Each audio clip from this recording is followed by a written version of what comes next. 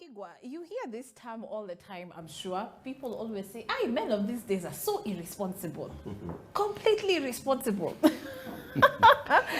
What's your take on that? Do you agree? Is there something that has been lost along the way?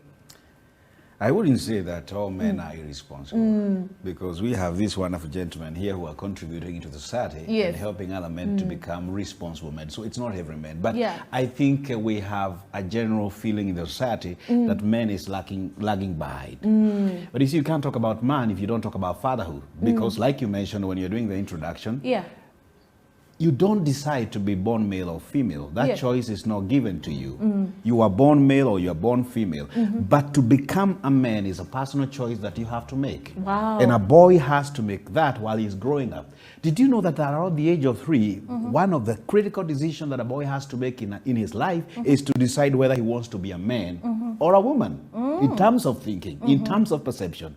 But then the highest evolution of man is fatherhood. Right. Because what we are lacking in the society mostly is role modeling for young boys. Boys are men in training. That's true. And I strongly believe that you tie the boy to the right man and he will never go wrong.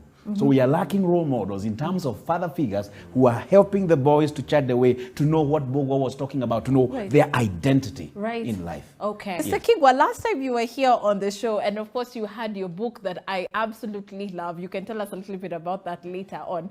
And yeah, he'll mention his book. But you had talked about how you encourage young people to actually pick up one of your books before they decide to walk that path of marriage. Yes. Let's talk about what men don't understand as they're stepping into marriage to become that title of husband. Yes. Yeah. It has been said actually that men get wedded, but then after they have made the vows, later is when they realize, wait a minute, what did I just do? They realize, oh my God, what did I just do?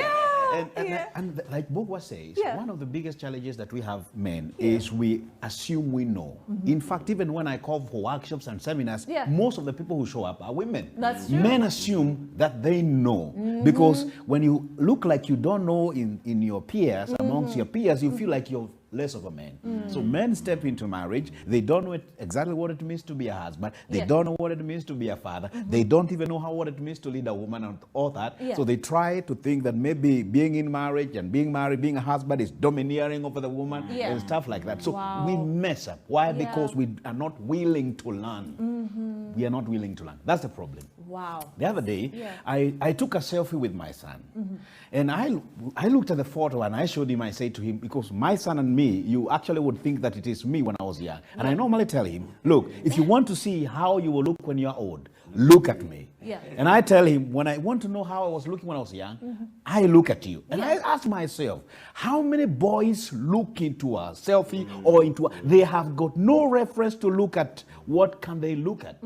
It might be difficult for some fathers to have no sons, but let me tell you, it's a liability for a boy to have no father, to have no man he can look up to. Right. It's a liability. That is such a scary thought as well. Just like